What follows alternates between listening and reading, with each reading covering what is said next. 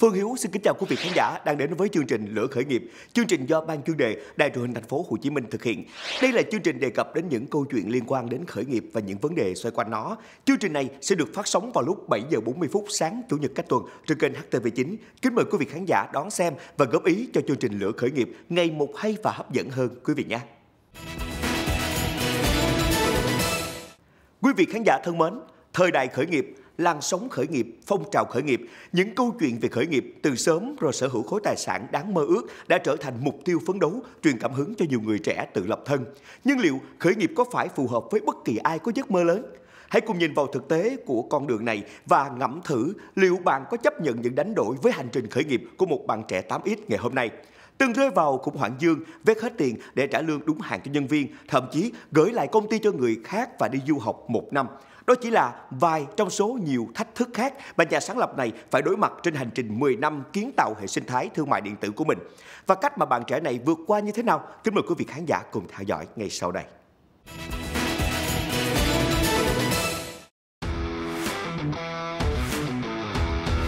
Cựu học sinh trường phổ thông năng khiếu, tốt nghiệp chương trình tiên tiến ngành khoa học máy tính tại Đại học Khoa học Tự nhiên, Đại học Quốc gia Thành phố Hồ Chí Minh, từng làm đại sứ công nghệ sinh viên cho Microsoft, giành học bổng thạc sĩ toàn phần của chính phủ Ireland và tốt nghiệp loại xuất sắc. Sớm có nhiều bước tiến đáng kể trong sự nghiệp khi liên tục được tăng lương, thăng chức, nhưng cậu bạn trẻ gác lại tất cả để khởi nghiệp. Năm 2015, Inbound Marketing Partner IMP ra đời khi Võ Minh Quân chỉ mới 26 tuổi. IMP là Digital Marketing Agency cho các công ty thương mại điện tử toàn cầu, cung cấp các dịch vụ như SEO, quản lý quảng cáo, email marketing và quản lý website Shopify, giúp các doanh nghiệp tăng lợi nhuận một cách bền vững và giảm phụ thuộc vào quảng cáo. Sau 10 năm, IMP hiện là đối tác của Google, Meta, Shopify, Klaviyo, đã làm việc với hơn 100 doanh nghiệp ở nhiều thị trường khác nhau, trong đó có các ông lớn từng bước hiện thực hóa giấc mơ mang các sản phẩm Việt sang các thị trường lớn trên thế giới.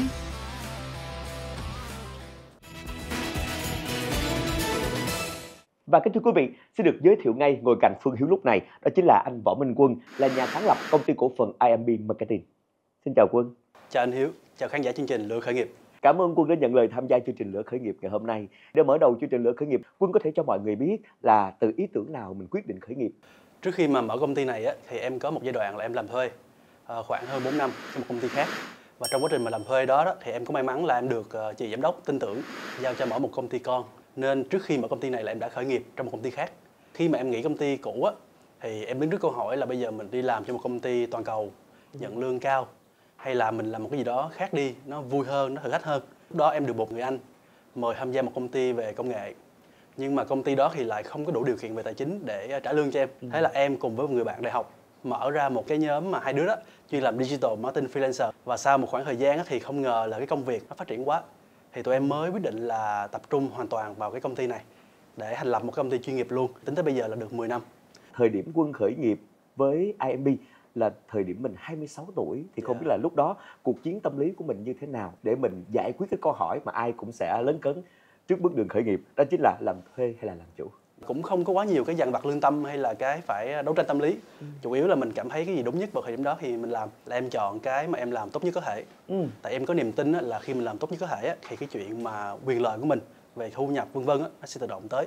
Thời điểm đó thì thật sự mà nói là em nhìn những bạn bè em, cái đứa mà cũng học ngành khoa học máy tính nhận lương $1000, trong khi đó mình mới khởi nghiệp, lương mình chắc lúc đó được 5 triệu, thậm chí là còn bị âm nữa, thì mình cũng bị gọi là chột dạ. Nhưng mà sau thời gian thì em càng ngày càng tin là con đường mình đang đi là đúng, vì nó cho em nhiều quyền lợi hơn là em nghĩ là nếu em đi làm thuê thì sẽ không được như vậy. Rõ ràng cái câu mà người ta vẫn hay nói là mình cứ làm những gì mình giỏi nhất là cái câu luôn luôn đúng, phải không? Người ta thường hay bảo là khởi nghiệp với ngành dịch vụ là khởi nghiệp không đồng, nghĩa là lấy công làm lời. Vậy thì với một sự khởi nghiệp mà chúng ta ở đó vốn không đặt nặng vấn đề, thì không biết là trở ngại lớn nhất trong thời buổi đầu khi mà Quân bắt đầu khởi nghiệp đó là gì? Trở ngại lớn nhất là trước đây thì tụi em không có một cái background về mở công ty marketing, nên tụi em phải vừa làm vừa học cách làm những thứ rất là nhỏ, chẳng hạn như làm cái báo giá nè. Lúc đầu thì mình cũng rất là ngây thơ, mình không có biết cách làm thế nào để có một cái báo giá mà nó có lời, chỉ nghĩ đơn giản là bây giờ cái việc này mình làm dễ quá nên thôi mình lấy 500.000. Việc kia chắc mình cũng không tốn nhiều thời gian đâu, nên thôi miễn phí luôn, chẳng hạn như vậy.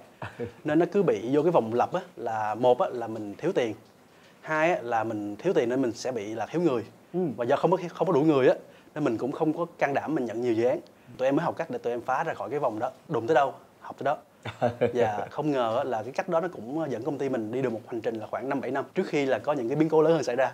Dạ, nghe những biến cố lớn hơn nghe hấp dẫn ha. Nhưng mà rõ ràng khi doanh nghiệp phát triển vượt bậc, nó nhanh hơn sự hiểu biết và sự quản lý của nhà sáng lập, nó dễ dàng dẫn đến khủng hoảng dương. Không biết là Quân có nghe đến điều này chưa? Cái biến cố hồi nãy em có đề cập với anh Hiếu á, là cái trường hợp mà gọi là khủng hoảng dương như vậy. Thì cái đợt đó là sau nhiều năm cặm cụi làm, có một đợt giống như là được trời thương. Thì tụi em vô cùng lúc rất nhiều dự án, chắc là số lượng dự án mà gọi là thương hiệu lớn á, nó tăng gấp 2-3 lần. Thì dẫn tới cái việc là tụi em là dịch vụ mà, tụi em phải có người để làm. Thì tụi em tuyển dụng ồ ạt. Thì do tuyển dụng ồ ạt như vậy á, mà mình không có kịp để mình đào tạo, mình sàng lọc, mình không có xây dựng được hệ thống nó đủ chắc á. Trong một lúc khoảng 1 tháng thôi, tới phân nửa số lượng nhân viên của em là cùng lúc là xin nghỉ. Thì đợt đó nó ảnh hưởng rất nhiều tới cái gì là doanh số là một, hai là niềm tin của mình với lại chính bản thân mình, niềm tin của anh em đồng đội, và niềm tin về những cái gì mình đang theo đuổi không biết có đúng không. Thì em nghĩ cái đợt đó là thất bại lớn nhất với em. Cùng lúc đợt đó là em được may mắn, em được học bổng chính phủ của Ireland, thạc sĩ về quản trị. Thì em rất là trăn trở là bây giờ mình ở lại mình lèo lái công ty tiếp, hay là mình đi bên đó mình học 1 năm. Và em nghĩ là bây giờ nếu mà tiếp tục mà mình căm cự như thế này á, thì chắc chắn là không sớm thì muộn công ty cũng banh thôi. Nên đẹp nhất là thôi đi học. Lúc đặt chân lên máy bay chắc là để lại tất cả hả? Dạ chính xác là vậy. Trước khi mà đi á, là em cũng bàn giao hết rồi. Nhờ một anh khác về làm CEO công ty. Sau đó em đi học 1 năm bên kia. Và lúc về thì em nghĩ là may mắn là công ty vẫn còn sống. Là lúc đi cũng chưa biết là mình giao lại còn sống hay chết hả? Chính xác. Thật sự mà nói lúc đó là một canh bạc. Em phải dám chấp nhận một cái rủi ro là nếu mà đi á, mà công ty bị sập á, thì về mình mở lại công ty khác. Và với những cái vốn mình đã có về mặt gọi là kiến thức, kinh nghiệm, quan hệ, thì chắc chắn là mình sẽ mở được một công ty như vậy. Thậm chí là còn có thể là vực dậy rất là nhanh. Nên em nghĩ là với cái niềm tin đó thì em mới chấp nhận em đi. Cũng đúng như cái triết lý chim đậu ở cành cao hả? Tin vào đôi cánh, phải tin vào cái cành cây nha. Chính xác. Và em nghĩ là canh bạc đó thì tính bây giờ là cũng ok, cũng có một kết quả rất là khả quan. Ở đây câu chuyện nó có 2 giá trị niềm tin và 2 giá trị mạo hiểm. 2 giá trị niềm tin là một, em tin vào giáo dục để có thể nâng cao kiến thức của mình. Cái niềm tin thứ hai là em tin người bạn em giao lại công ty á. Đúng không? Anh nghĩ rằng nó cũng là một ý hay cho nhà sáng lập. Là tại vì nếu nhà sáng lập cứ dậm chân tại chỗ, hay là chưa có một điểm chạm độc đáo nào đó, thì doanh nghiệp dễ dàng bị đứt gãy. Khủng hoảng dương nó xảy ra liên tục, chứ không phải là trong một giai đoạn nào nữa. Đâu là điều cốt lõi để doanh nghiệp tạo nên sự khác biệt trong một thị trường mà dường như ai cũng có công nghệ? Thì khi mà em đi học ở bên Ireland á, thì em dành rất nhiều thời gian để mà chiêm nghiệm về câu hỏi này. Và em nhận ra là người Việt Nam có một lợi thế rất lớn so với những bạn bè trên khắp thế giới, là mình có khả năng sử dụng công nghệ rất hay để mà ra kết quả nhanh gọn lẹ, hiệu quả về chi phí. Với cái hiểu biết đó thì em tự tin là khi mà em về nước em sẽ dấn thân nhiều hơn về lĩnh vực là thương mại điện tử toàn cầu. Thì tụi em định vị tụi em là một cái công ty giúp các doanh nghiệp ở Việt Nam và trên thế giới sử dụng công nghệ một cách hiệu quả nhất để mà ra tiền, và cách là tăng doanh số và lợi nhuận. Cái quan hệ bây giờ không phải là client và agency mà là một cái cặp đối tác cùng nhau phát triển, hướng đến một mục tiêu nó cao hơn rất nhiều. Và nhờ tụi em bước ra khỏi cái đại dương đỏ về digital marketing, tập trung vào đại dương xanh là thương mại điện tử toàn cầu thì tụi em có những cái lợi thế rõ ràng và tụi em có cơ hội để tụi em đào sâu. Rất thú vị với những chia sẻ này. Và thưa quý vị, như vậy rõ ràng chúng ta dễ dàng cảm nhận công thức chung trong ngành dịch vụ, đó chính là sự phát triển của công ty sẽ luôn đi theo nhu cầu của khách hàng trong từng giai đoạn. Và để khởi nghiệp thành công nhanh có thể nhờ ý tưởng, nhưng để bền là cần phải biết xé nháp, bỏ đi lặp lại. Và thất bại chính là cơ hội để bắt đầu lại một lần nữa theo cách thông minh hơn.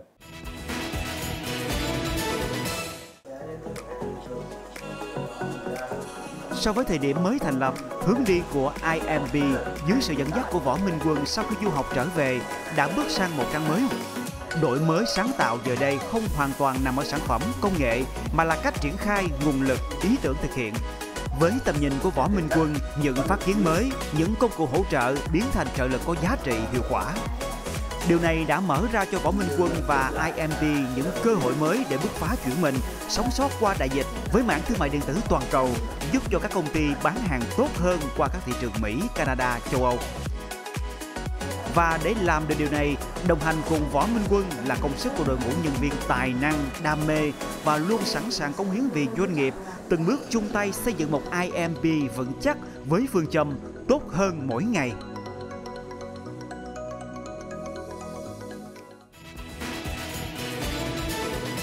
Khi nhắc đến nhân sự là một trong những tài sản vô cùng quý giá của bất kỳ công ty nào, IMB đã làm thế nào để tìm kiếm những người bạn đồng hành có thể đầy đủ niềm tin, nghị lực, cả kiến thức để có thể đồng hành cùng mình, và quan trọng là làm sao để nhân sự đến với IMB không coi IMB như là một trạm dừng chân?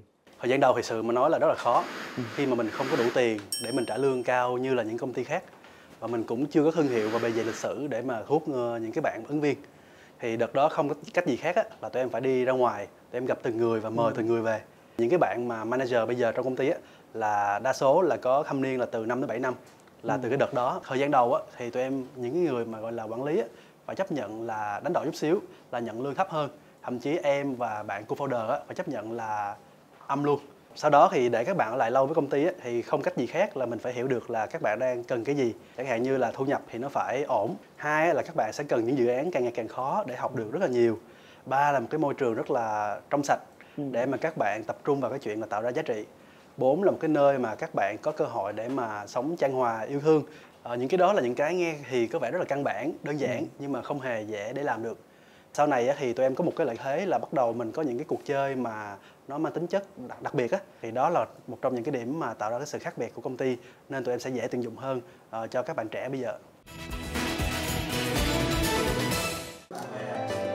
Dấu ấn của Võ Minh Quân trong cộng đồng khởi nghiệp không chỉ dừng lại ở tinh thần mạnh mẽ mà còn tạo thiện cảm bởi tấm lòng chia sẻ với xã hội. Có thể kể đến như dự án podcast Tốt hơn mỗi ngày năm 2021, giải chạy gây quỹ vì môi trường Emerald Run 2022.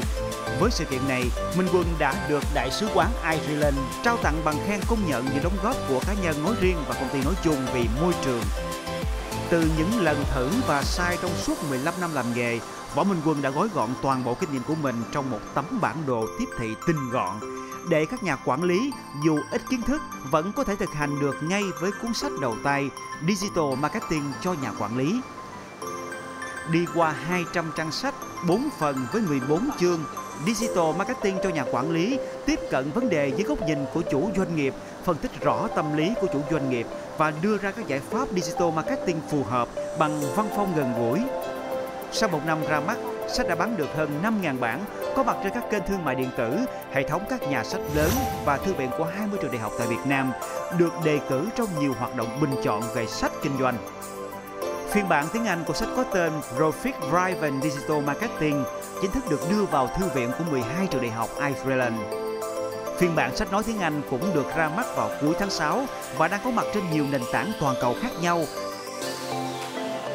Với những con số ấn tượng trên, vừa qua, Võ Minh Quân đã tổ chức talk show Hành trình xuất khẩu tri thức cùng Trần Thanh Phong, tác giả sách và người đồng sáng lập của Giver Books, và Michael Agnon, tác giả sách và người sáng lập Metro Writers. Sự kiện quy tụ sự tham gia của nhiều doanh nhân, hơn 20 tác giả sách ở Việt Nam, các nhà xuất bản và các đơn vị kinh doanh khác. Trong không gian ấm cúng, ba vị khách mời đã chia sẻ kinh nghiệm làm sách và những câu chuyện phía sau hành trình đưa tri thức Việt Nam ra thế giới, mong muốn góp phần tạo ra một làn sóng những tác giả Việt Nam mạnh dạn đóng gói và chia sẻ những kiến thức và kinh nghiệm của mình cho độc giả toàn cầu. Chúc mừng Quân với quyển sách Digital Marketing cho nhà quản lý. Nó là những chất lọc, thậm chí Hiếu tin rằng đó chính là cái tâm tư của Quân muốn gửi lại cho cộng sự của mình cũng như những nhà khởi nghiệp trẻ. Kịch bản tiếp theo của IMB trong những năm tới là như thế nào để chúng ta có thể hướng đến thị trường toàn cầu? Hiện tại thì tụi em đang có một cái tầm nhìn là khi nào mà các đối tác khách hàng trên thế giới mà nhắc tới việc là tìm kiếm một cái digital marketing agency giúp họ tăng trưởng một cách bền vững và hiệu quả ở thị trường toàn cầu thì nhớ tới công ty em. Thì đó là một cái tầm nhìn mà em nghĩ là rất là tham vọng và không hề dễ để đạt được.